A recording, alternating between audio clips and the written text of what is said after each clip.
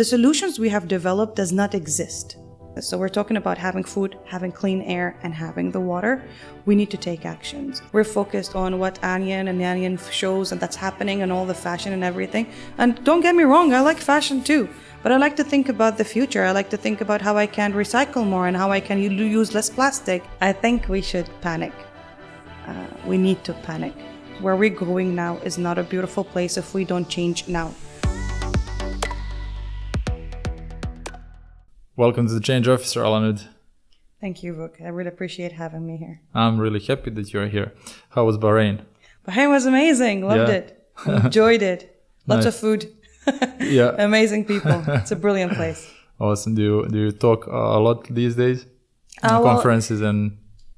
Yeah, it's just becoming more and more interesting for people to learn. Mm-hmm. And I think that's very important. That's a good sign. They're really interested in environmental and future projects and information and to raise awareness. So that's really good for us. The more that we can talk and share what we know, because what's the purpose of having all the research and development that we do if we cannot share it? Absolutely. Yeah. All right. Introduce us to the Futurist Company, please. The Futurist Company. Such a cool name. I know, right? And that's what we do. We talk about the future. We do future. We think for the future. A lot of people will say, so you're always thinking about the future? And I tell them, no, just wait a second. Yes, we're working for something in the future, but most of our research and development is in the past. Mm-hmm. Wow. And there is a reason behind that.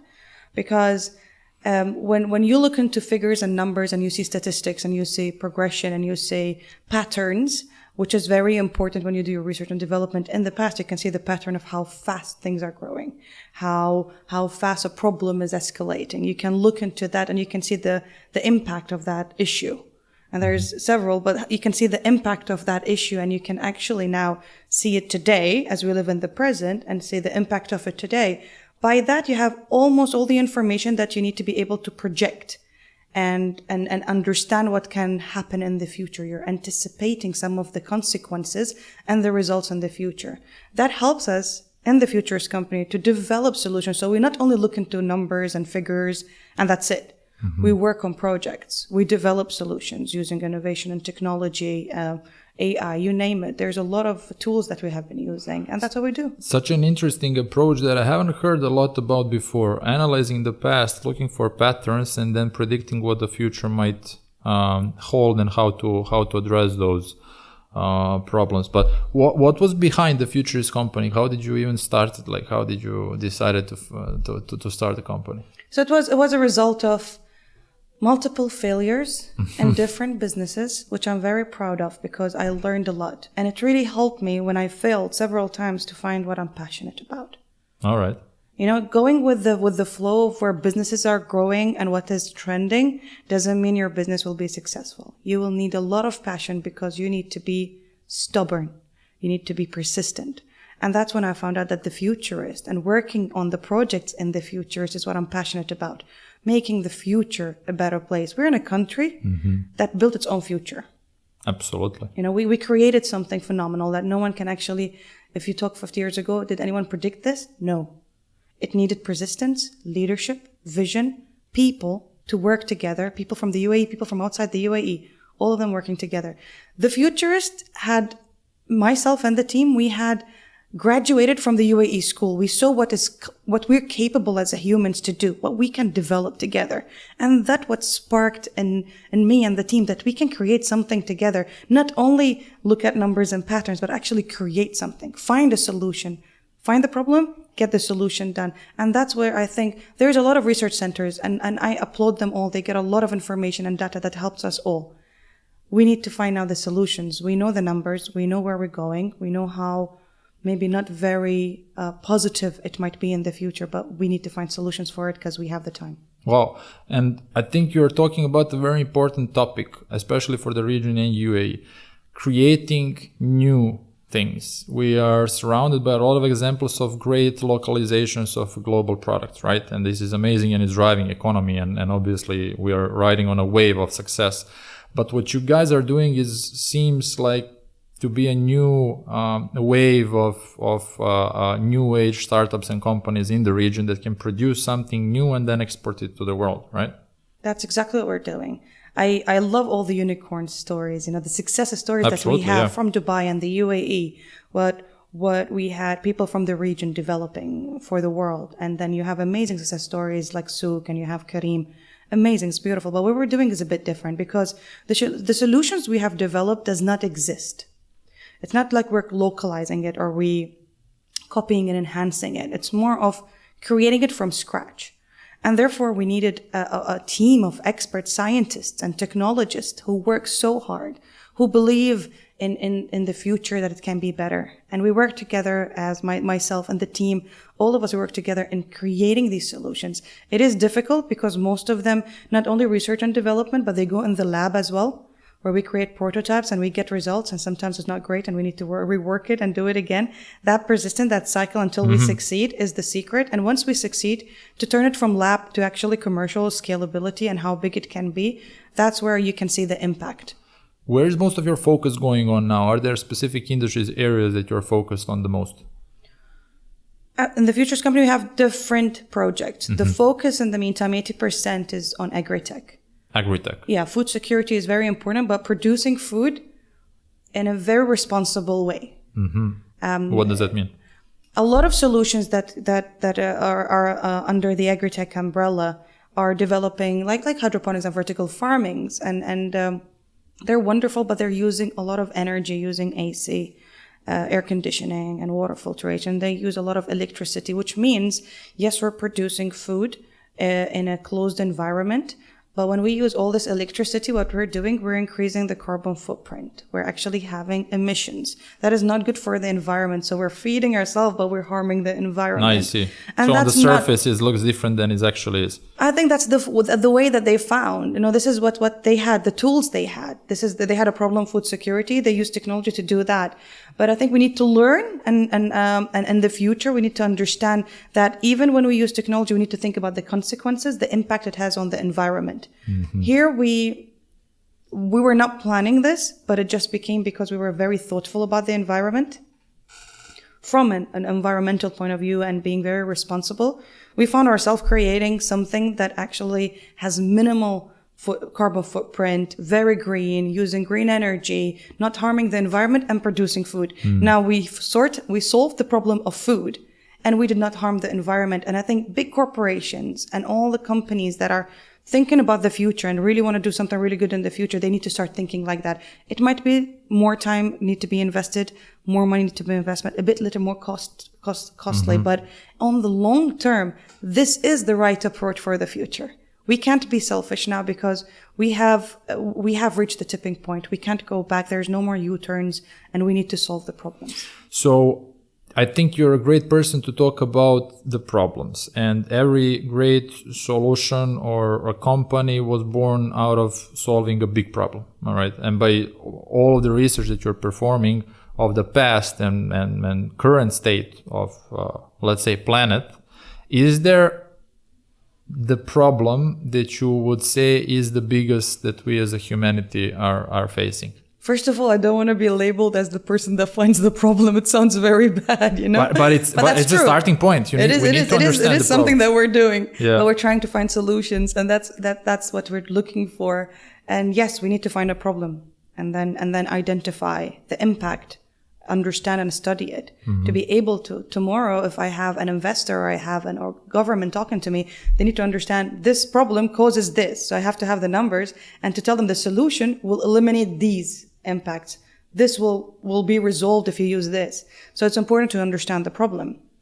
Back to your question, I think, yes, we look for the problem and big corporations are doing it, but they need to focus more on how they can do it as part of the business model, not a CSR or sponsorship for environmental, but actually part of the business model. That should be part of the formula. When we develop anything, we need to think about the impact on the environment.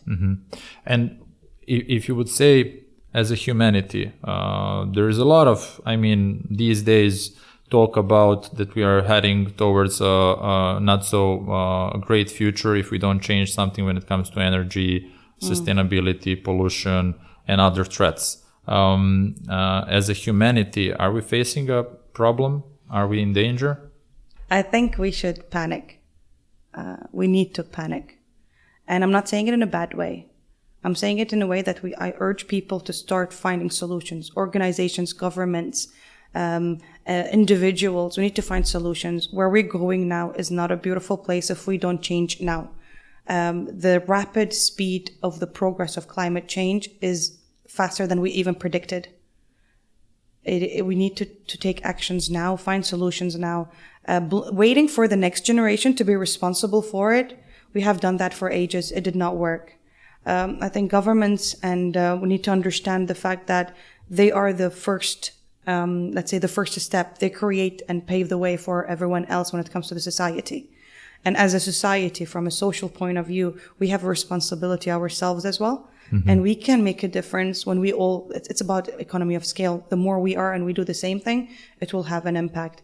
Imagine that the numbers have increased and you saw all the fires that happened recently, all the catastrophic thing, US having a hurricane now on the way as well.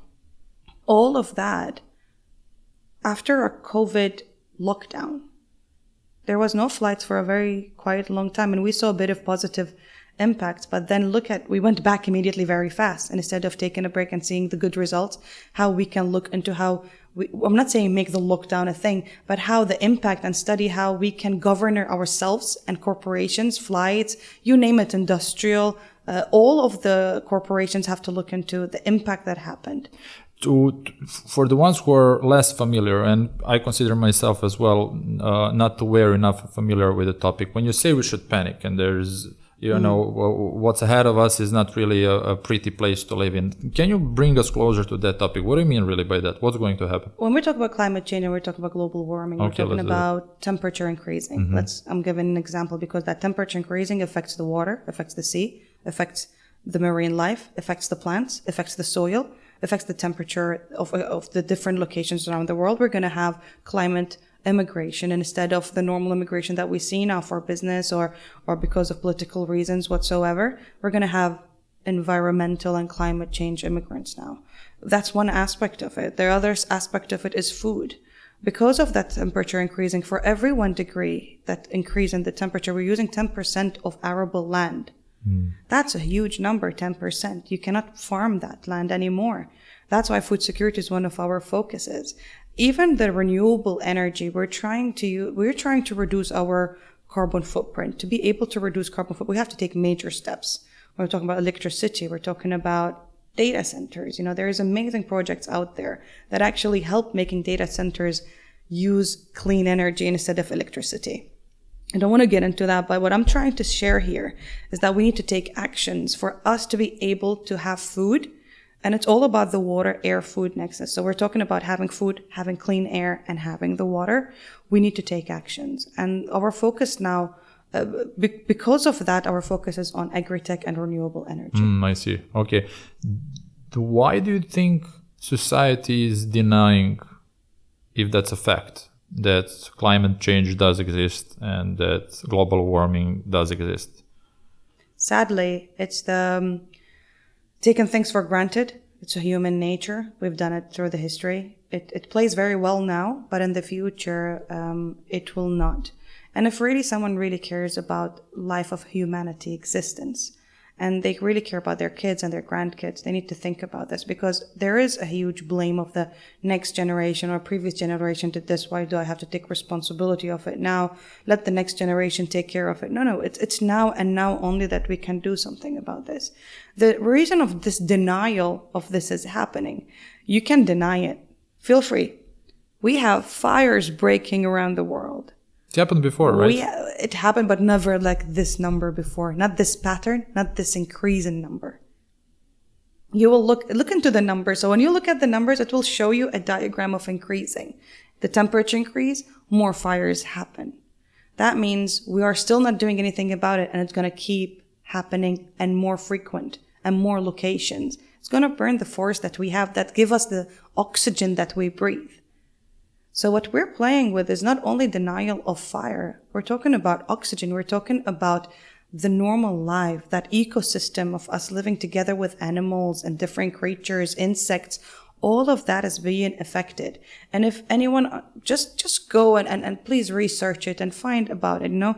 Even insects play a role in our food. And when we have these fires that happens, they are burning everything. Nothing is left but ashes. We're losing life that contributes to our living. And we cannot neglect that. We cannot ignore it anymore. Why do you think that's the case? Are we not educated enough, informed enough? Definitely. We are happy with watching reality shows instead of looking for information that really matters to our life.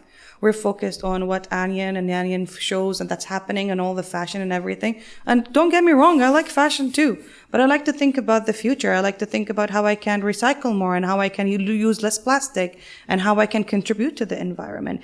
It's being responsible and living and enjoying life, because what's happening now, we're thinking about living now and only now more than what's going to happen in the future. There is a governmental role in this, more campaigns for awareness. There is a corporation role in this. Corporation makes money out of people. Therefore, they're responsible to educate people and talk about the carbon footprint that they produce. So people know when they buy that product how much carbon footprint they contributed in the environment. I would definitely like to go to the other one that have less carbon footprint. When we reach to a level we're more aware and we're self-aware about these things, we will have a huge impact on the environment. Do you think that we underestimated the consequences of our actions? I think the right answer for this, we became comfortable with the consequences, with the idea of it's okay, it's fine, we're still living, because we are maybe not seeing the direct result of our actions. That's one of them, and I would definitely think that it's more of us not allowing ourselves to look into something that's scary. In a comfort zone, that we're happy with what's happening now.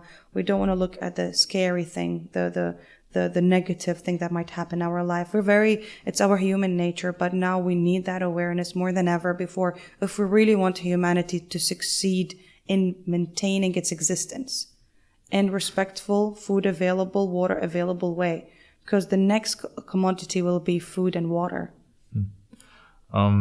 What can we expect if nothing changes? It's not going to be beautiful. It won't be beautiful. We're going to be having wars against arable lands. Imagine. That food is so important. And when you can't have food, you'll fight to get food. No one want to see their kids die of hunger. And no one want to see that. It's a very bad place. The air that we breathe won't be breathable. The water will be something you buy, too expensive to have clean water. You will have to live with not that good kind of water to consume, maybe even creating diseases. We might have more pandemics in the future if we don't stop now. The planet is doing everything to warn us, but we don't want to listen. All right. It's still not too late, right? If we take actions now. We can't ignore more. We've done that for quite over 60 years. All right. So, talking about the solutions and going forward, if someone would want to take actions on the individual level, what are step 1, step 2, and step 3?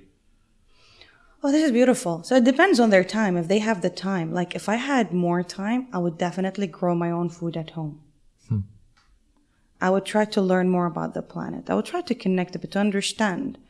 Recycling is very important. Even your smallest gadget, you can recycle it. I'm talking to recycling technology items, gadgets, recycling plastic, recycling glass. Don't think these small things are silly. They play a huge role. Definitely don't throw plastic in the sea. Please don't do that. Like, it's crazy when I see that. And most importantly, I would say just awareness is very important, because once you become aware, the way you buy your products will become with more responsibility. When you buy something, you'll be more responsible on how it was produced so you consume it. Yes, I understand the economical aspect of a lot of gigantic companies selling things, and you can't really control what you want to buy because that's the only source, but definitely there is other sources, and you can have an impact. There is so many ways, but it all starts with ourselves. If we talk about, there are different parties in this ecosystem that need to make this big change, right? Individuals, this is starting from the individuals. Yes. Companies like the Futurist Company that is working on a solution for the future. There are corporations, as you said, that are playing a major part. what are the actionable steps for the corporations? So we're talking about the big companies. The big companies, yeah. Step 1, 2, 3. These companies, all of them, they know the kind of emissions that they have. They know what they're doing. They have the numbers, and it's part of the ESG, the environmental, social governance. They are aware of these things. It's just, I think governments have to play a role in with the corporations by having, let's say, incentives if they are reducing their carbon footprint, they're reducing their emissions, they're going more environmental in the process of their business. They definitely there should be a way that they kind of exchange. You do something for the environment, we're going to give you an incentive. You're doing something good. It's a relationship. We all need to work. I don't think one of us can, if all corporations do it, great, but then only them won't be the right way. It's them teaching their employees who are responsible parents will become responsible kids as well, learning from their parents. Socially, the community will be that. But it's all driven by all of us, the governments, the corporations, the startups that actually I met few startups today in a meeting earlier, and they were also very responsible. So there is a huge increase in the numbers of more aware and responsible companies and startups. All of us, we need to play a role in this because I can't really say only, but 50% of the emissions are from big corporations. No, absolutely. Global. But the awareness will start from the individuals that will spread the awareness in the corporations as well, right? Yes. And the government's playing a role as well, using the tools of the media and that they have in their hand to educate people. Yeah. With the Futurist Company, you are working with forward-thinking startups and companies and individuals, right? What is the model that you take when you're partnering with someone? How does it work with the Futurist Company? How are you impacting the future? Very interesting question. I really don't know the answer for it, so I'm going to try to improvise.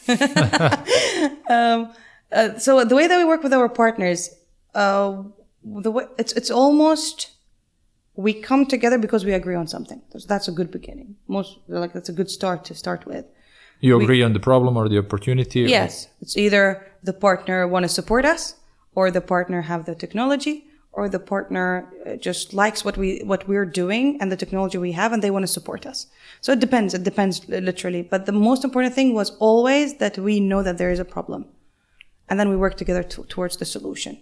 And we have developed our solution that we have developed for example, agri-tech. I'm just going to give you our technology partner have done intensive research and development using NASA technology, focusing on how to do the scientific prototype. We work together with them on taking it from in the lab to the market to be available for farmers, governments, EU, at home. Anyone can have it. And that's where we play a role because we all believe that tomorrow we need to find solutions for tomorrow's issues that we're going to face. And the beauty of it most of the time is the awareness. Once you're aware, and I am aware, we'll know the problem immediately because we're both aware and we'll try to find a solution for it. So it always worked on mutual understanding of the problem. Interesting. If there was one thing that you would like the listeners to walk away with after listening to this episode, what would it be? I would simply say start with yourself, educate yourself, get the facts, understand what a carbon footprint is. See where the sources of this carbon footprints on a human level, on a personal level, on a corporation's level, and try to implement small goals that can have a bigger goal on annual level, yourself at home or in your office. Amazing. For the start, we're going to share with them a couple of good articles, sources of data that they can start educating themselves on. That's beautiful. All right. Thank you. If someone wants to get in touch with you, what is the best way to do that? You can reach me directly on social media, and you can go to our website as well and reach us there. All right. Anoud, thanks a lot for coming. It was Thank amazing. you for having me. Great. It was brilliant. Thank you. Thank you. All right. I hope that you enjoyed this episode of the Change Officer podcast and that Anoud managed to, bring you back to reality. I am brought back, and I'm sure that I'm going to do some actions to support this collective effort of bringing us back to the right track. If you like what we're doing with the Change Officer podcast, please like and subscribe. If you have any comments for Anoud or me, please leave them below. We're going to make sure to address them all. Until next Monday, have a good day and stay tuned. Thanks, everyone.